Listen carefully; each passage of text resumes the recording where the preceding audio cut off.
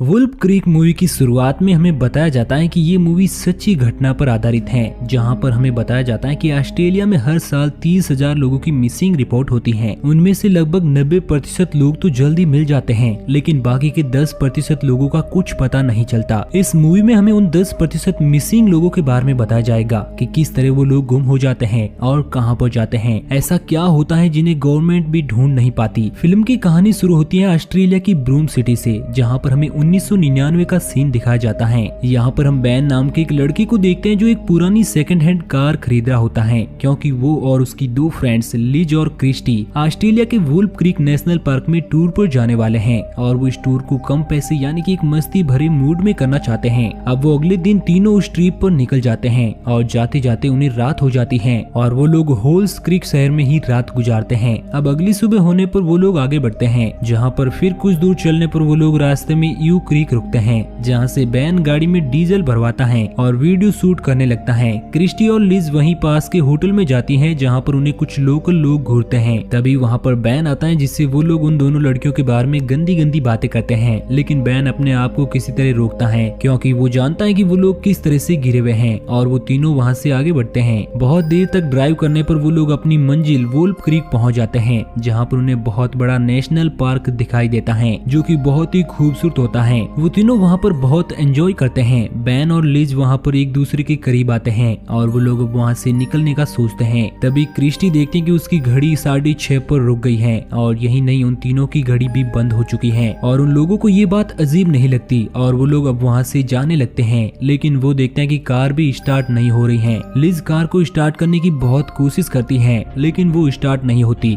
अब शाम भी होने लगती है और उन लोगों के पास वहीं रुकने के अलावा कोई ऑप्शन नहीं होता है, क्योंकि वुल्फ क्रीक का वो पार्क बहुत बड़ा था, जिससे पैदल ही वापस नहीं जाया जा सकता। वो लोग वहीं पर उसी कार में रात गुजारने का सोचकर आराम करने लगते हैं, लेकिन रात होने पर वो देखते हैं कि उन्हें किसी कार की लाइट्स नजर आ रही हैं, जो उनके पास आकर रुकती हैं, जिसमें से मिक नाम का एक आदमी निकलता है, जो बताता है कि वो इस डेजर्ट में फंसे हुए लोगों की हेल्प करता है और वो उनकी कार को खोलकर चेक करने लगता है और वो बताता है कि वो इस कार को फिक्स कर सकता है, लेकिन उसके लिए उससे कुछ टूल्स लगेंगे जो कि उसके घर पर हैं। अब वो तीनों लोग मिक के साथ जाने के लिए रेडी हो जाते हैं और मिक उनकी गाड़ी टो कर लेता है और वो सभी लोग मिक के घर की तरफ बढ़ते हैं, क्योंकि उनके पास और कोई ऑप्शन नहीं था, इसलिए वो एक स्ट्रेंजर के साथ जाने लगते हैं। अब बहुत देर तक चलने पर भी वो देखते हैं कि मिक का घर अभी तक नहीं आया। तब उन्हें थोड़ा डर लगता है, लेकिन कुछ दूर और चलने पर वो लोग मिक के घर पर पहुंच जाते हैं और वो देखते हैं कि मिक के घर पर बहुत सारी गाड़ियां खड़ी हुई हैं। उन्हें लगता है कि शायद मिक एक मैकेनिक है और कुछ देर बाद वो लोग मिक के साथ बैठते हैं, जहाँ पर मिक सभी को ड्रिंक ऑफर करता है और उन्हें अपना बैकग्राउंड बताता है, जहाँ पर वो अपनी लाइफ का पास्ट एक फनी वे में बताता है। और इसी बातचीत के दौरान मिक उन्हें कुछ अपने सीक्रेट्स भी शेयर करता है, जो कि काफी चौंकाने वाले होते हैं। लेकिन लिज और उसके साथियों को लगता है कि वो ये सब बातें नशे में कर रहा है, इसलिए वो लोग उसे सीरियस नहीं लेते हैं और बैन भी उससे मजाक करने की कोशिश करता है, लेकिन मिक उससे घूरने लगता है और बैन उससे पूछता है कि वो अब क्या करता है, तो वो बताता है कि वो वुल्फ क्रीक आए हुए टूरिस्ट को खत्म करता है। और कुछ देर बाद वो तीनों लोग बेहोश हो जाते हैं, क्योंकि मिक ने उन लोगों के ड्रिंक्स में बेहोशी की दवाई मिलाई थी। आगे हम देखते हैं कि लिज को होश आता है, तो वो एक कमरे में अपने आप को बंधवा पाती है और उसे अपने साथी भी वहाँ पर नजर नहीं आते, जिससे वो बुरी तरह से डर जाती है। वो देखते हैं कि उस जगह पर कोई कबाड़ खाना है, जहाँ पर उनकी सारी चीजें बिखरी पड़ी हैं। तब वो घबरा जाती हैं और हेल्प के लिए चिल्लाने लगती हैं, लेकिन उसे कोई नजर नहीं आता। तब वो थक हार कर वापस बेहोश हो जाती है। अब शाम हो जाती है, तो लिज अपने आप को छुड़ाने के लिए वहाँ पर आसपास कोई चीज ढूंढती है, जिससे वो अपने हाथ खोल सके और उसे एक कांच का टुकड़ा मिलता है, जिससे वो अपने आप को रिलीज करा लेती है और बाहर आकर देखती है कि मिक ने उनकी कार के सारे पार्ट्स को खोल कर रख दिया और उनकी कार को पूरी तरह से डिस्ट्रॉय कर दिया है। और उस कार के पास पड़े हुए कपड़े पर वो खून भी देखती है, जिससे वो काफी ज्यादा डर जाती है और वहाँ से भागने की कोशिश करती है, लेकिन जाते वक्त उसे क्रिस्टी के चीखने की आवाज सुनी देती है और वो देखती है कि मिक उसे बड़ी बेरहमी से मार रहा है और क्रिस्टी की बॉडी के हर एक पार्ट्स को नोच रहा है। लेकिन लिज क्रिस्टी को बचाने के लिए उस शेड के बाहर वहीं पर खड़ी एक कार को आग लगा देती है, जिसमें से एक ब्लास्ट होता है और मिक का ध्यान भटक जाता है और वो बाहर देखने आता है कि ब्लास्ट कैसे हुआ। इसी बीच लिज मौके का फायदा उठाकर उस शेड में जाती है, जहाँ पर क्रिस्टी को मिक ने बांध कर रखा हुआ था। उसे वहाँ पर और भी कुछ लाशें मिलती हैं, जिन्हें मिक ने बड़ी ब्रूटली तरीके से मार दिया था और वो क्रिस्टी को छुड़ाने की कोशिश करती है, लेकिन तभी मिक को वहाँ पर आता देखकर लिज वहीं पर छिप जाती है और मिक फिर से क्रिस्टी को टॉर्चर करने लगता है।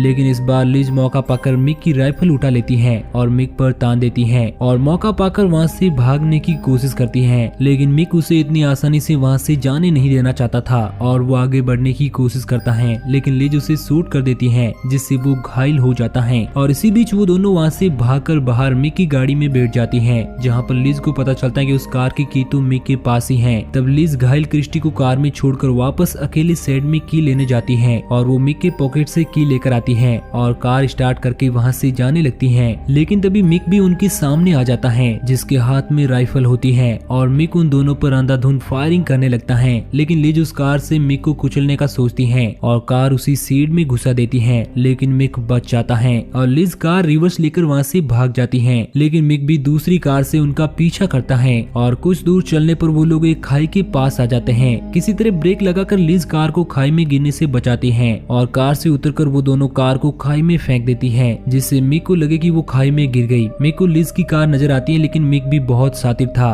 वो खुद उस खाई में उन दोनों को ढूंढने लगता है, लेकिन उसे वो दोनों नहीं मिलती। और इसी बीच वो दोनों मिक की दूसरी कार को लेकर वहाँ से जाने के लिए कार में बैठती हैं, लेकिन इस बार भी उस कार में की नहीं थी। तब लिज वापस उसी के घर से एक कार लेकर आने का प्लान बनाती है। लिज वापस मिक के घर पहुँचती है। लिज क्रिस्टी को वहीं बाहर छोड़कर अकेले ही अंदर जाती है और लिज क्रिस्टी को कहती है कि वो 10 मिनट में वापस नहीं आई तो वो वहाँ से भाग जाए। अंदर आने पर लिज को वुल्फ क्रीक आए हुए बहुत सारे टूरिस्ट का सामान मिलता है, जिसमें उसे किसी ट्रेवलर का एक कैमरा भी मिलता है, जिससे उसे पता चलता है कि मिक लोगों को मदद के बहाने अपना शिकार बनाता है। और उसे बैन का कैमरा भी मिलता है, जिसमें वो देखते हैं कि मिक उनका पीछा यू क्रीक से कर रहा था। अब लिज मिक के गैराज में जाती है, जहाँ पर उसे बहुत सारी कार मिलती है और मिक के गैराज से लिए चाबी के गुच्छे से हर एक कार को चेक करती है और उनमें से एक कार स्टार्ट हो जाती है, लेकिन वो देखते हैं कि उस कार में पीछे मिक भी बैठा हुआ है, जो लिज पर एक चाकू से अटैक कर देता है, जिससे लिज बहुत ही बुरी तरीके से घायल हो जाती है। लेकिन फिर भी किसी तरह से वो वहाँ से भागने की कोशिश करती है, मगर इस बार मिक उस पर अटैक करता है। इस अटैक में लिज के हाथों की उंगलियां कट जाती हैं और मिक उसके दोनों पैरों को काट देता है, जिससे वो कहीं पर भाग ना पाए। अब लिज को अंदर गए बहुत देर हो जाती है, तो क्रिस्टी उसका अब और वेट नहीं करती और वहाँ से भाग जाती है और भागते भागते उसे सुबह हो जाती है और वो एक हाईवे पर पहुँचती है, जहाँ पर उसे कुछ दूर भागने पर वो थक जाती है और वहीं पर सड़क पर बैठ जाती है, जहाँ पर उसे एक कार आती हुई नजर आती है, जिसे एक बूढ़ा आदमी चला रहा था। वो आदमी कार रोककर क्रिस्टी की मदद करता है और क्रिस्टी की ऐसी हालत देखकर उसे कार में बिठा लेता है। उसे पानी पिलाने के लिए अपनी डिग्गी खोलता है, तभी उस पर दूर से मिक गोली मार देता है, जिससे उस बूढ़े आदमी की भी मौत हो जाती है। अब क्रिस्टी उस आदमी को मरा हुआ देखकर और भी ज्यादा डर जाती है और घबराकर कार में बैठकर भागने लगती है, लेकिन वो देखती है कि कार में की नहीं है, क्योंकि कार की तो उस बूढ़े आदमी के पास थी, जो कि कार की डिग्गी से क्रिस्टी के लिए पानी निकाल रहा था। क्रिस्टी किसी तरह की लेकर उस कार में बैठने लगती है, लेकिन मिक अभी भी उसका पीछा कर रहा था और वो उसकी कार को क्रिस्टी की साइड में ले आता है, लेकिन क्रिस्टी उसकी कार को हिट कर देती है, जिससे उसकी कार सड़क से उतर जाती है। अब क्रिस्टी को लगता है कि वो आसानी से शहर की ओर भाग जाएगी और वो सुकून की सांस लेती है, लेकिन तभी हम देखते हैं कि मिक क्रिस्टी की कार को गन से शूट करके उसका टायर पंक्चर कर देता है, जिससे क्रिस्टी की कार अनबैलेंस होकर पलट जाती है और क्रिस्टी कार से उतरकर भागने लगती है। तभी मिक वहाँ पर आकर क्रिस्टी को गन से शूट करके मार देता है और उसकी बॉडी को कार में रखकर कार को आग लगा देता है। वहीं हमें दूसरी तरफ दिखाया जाता है कि बैन अभी भी जिंदा है और वो अपने आप को किसी तरह आजाद कर लेता है और वहाँ से भाग जाता है।